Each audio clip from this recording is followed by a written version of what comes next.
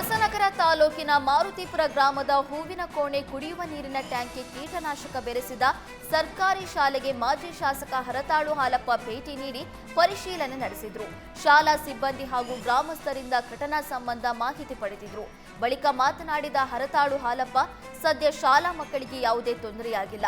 ಶಾಲಾ ಶಿಕ್ಷಕರು ಎಚ್ಚೆತ್ತುಕೊಂಡು ಅನಾಹುತ ತಪ್ಪಿಸಿದ್ದಾರೆ ಎಂದರು. ಬೊಂಬತ್ಕಂಟೆಯಲ್ಲಿ 16 ಎಕರೆ ಜಮೀನು ಉಳುಮೆ ಮಾಡಿ ಬಸವನ ಬಾಗೇವಾಡಿ ತಾಲೂಕಿನ ಕುದರಿ ಸಾಲವಾಡಗಿಯ ಜೋಡೆತ್ತುಗಳು ವಿಶಿಷ್ಟ ಸಾಧನೆ ಮಾಡಿವೆ. ಮಡಿವಾಳೆಯ ಚಿಕ್ಕಮಠ ಎಂಬುವರ ಜೋಡೆತ್ತುಗಳು ಈ ವಿಶೇಷ ಸಾಧನೆಗೆ ಸಾಕ್ಷಿಯಾಗಿವೆ. ಗ್ರಾಮಸ್ಥರು ಜೋಡೆತ್ತುಗಳನ್ನು ಮೆರವಣಿಗೆ ಮಾಡಿ ಸಂಭ್ರಮಿಸಿದ್ದಾರೆ. ಮಹಾದೇವ ದೇಗುಲದಿಂದ ಗ್ರಾಮದ ಪ್ರಮುಖ ಬೀದಿಗಳಲ್ಲಿ ಮೆರವಣಿಗೆ ಮಾಡಿ ಪಟಾಕಿ ಸಿಡಿಸಿ ಪರಸ್ಪರ ಸಿಹಿ ಹಂಚಿ ಸಂಭ್ರಮಿಸಿದ್ದಾರೆ.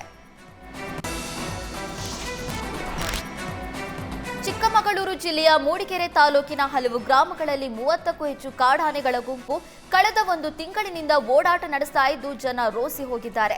ಒಂದೇ ಬಾರಿ 30ಕ್ಕೂ ಹೆಚ್ಚು ಆನೆಗಳು ತೋಟಕ್ಕೆ ಲಗ್ಗೆ ಇಟ್ಟು ತೋಟದಲ್ಲಿರುವ ಕಾಫಿ, ಅಡಿಕೆ, ಬಾಳೆ ಸಂಪೂರ್ಣ ನಾಶ ಮಾಡ್ತಿವೆ. ಇಷ್ಟೊಂದು ಆನೆಗಳು ಬಂದ್ರೆ ಬೆಳೆಯನ್ನ ಹೇಗೆ ರಕ್ಷಿಸಿಕೊಳ್ಳೋದು ಅಂತ ಜನ ಅರಣ್ಯ ಇಲಾಖೆ ವಿರುದ್ಧ ಅಸಮಾಧಾನ ವ್ಯಕ್ತಪಡಿಸಿದ್ದಾರೆ. ಸದ್ಯ ಈ ಕಾಡಾನೆಗಳ ಗುಂಪು ಮೂಡಿಗೆರೆ ಅರಣ್ಯ ವ್ಯಾಪ್ತಿಯ ಭದ್ರಾಪುರ ಎಸ್ಟೇಟ್, ಚಂದ್ರಪುರ, ಕಮ್ಮರಗೋಡು, ಮಾಕೋನಹಳ್ಳಿ, ಘಟ್ಟದಹಳ್ಳಿ, ಹಳಸೆ, ದುಂಡುಗ, ಕುನ್ನಹಳ್ಳಿ, ಹೊರಟ್ಟಿ, ಬಾರದಹಳ್ಳಿ, ಚಂದ್ರಪುರ, ಕುಮ್ಮರಗೋಡು, ಶುಭನಗರ, ಮಣಿಕೆರೆ ಗ್ರಾಮಗಳ ಸುತ್ತ ಓಡಾಟ ನಡೆಸ್ತಾ ಇದ್ದಾವೆ. ಕಾಡಾನೆಗಳ ಓಡಾಟದಿಂದ ಜನ ಆತಂಕದಲ್ಲಿ ಕಾಲ ಕಳೆದಿದ್ದಾರೆ. ಶಿವಮೊಗ್ಗದಲ್ಲಿ ವಿಕಲಚೇತನರ ಕಲ್ಯಾಣ ಇಲಾಖೆಯಿಂದ ವಿಶೇಷ ಚೇತನರ ಸಲಕರಣೆ ವಿತರಣಾ ಕಾರ್ಯಕ್ರಮವನ್ನು ಹಮ್ಮಿಕೊಳ್ಳಲಾಗಿತ್ತು. ಶಾಸಕ ಎಸ್ಎನ್ ಚನ್ನಬಸಪ್ಪ ಶ್ರವಣ ಸಾಧನಗಳು, ಟಾಕಿಂಗ್ ಲ್ಯಾಪ್ಟಾಪ್, ವೈದ್ಯಕೀಯ ವೆಚ್ಚಗಳ ಮರುಪಾವತಿ ಚೆಕ್ ಹಾಗೂ ತ್ರಿಚಕ್ರ ವಾಹನಗಳ ಫಲಾನುಭವಿಗಳಿಗೆ ವಿತರಿಸಿದ್ರು. ಈ ಕಾರ್ಯಕ್ರಮ ವಿಕಲಚೇತನರು ನಿತ್ಯ ಜೀವನದಲ್ಲಿ ಸ್ವಾವಲಂಬಿ ಬದುಕು ಕಟ್ಕೊಳ್ಳೋದಕ್ಕೆ ಆ ನಿಟ್ಟಿನಲ್ಲಿ ಮಹತ್ವದ ಹೆಜ್ಜೆಯಾಗಿದೆ.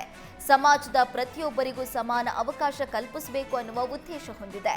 ಕಾರ್ಯಕ್ರಮದಲ್ಲಿ ವಿಕಲಚೇತನರ ಜಿಲ್ಲಾ ಕಲ್ಯಾಣಾಧಿಕಾರಿ ಸುವರ್ಣ, ಮಹಿಳಾ ಮತ್ತು ಮಕ್ಕಳ ಕಲ್ಯಾಣ ಇಲಾಖೆಯ ಉಪನಿರ್ದೇಶಕರು, ಪ್ರಮುಖರಾದ ಜ್ಞಾನೇಶ್ವರ್, ದೀನ್ ದಯಾಳ್ ಸೇರಿದಂತೆ ಅನೇಕರು ಉಪಸ್ಥಿತರಿದ್ದರು.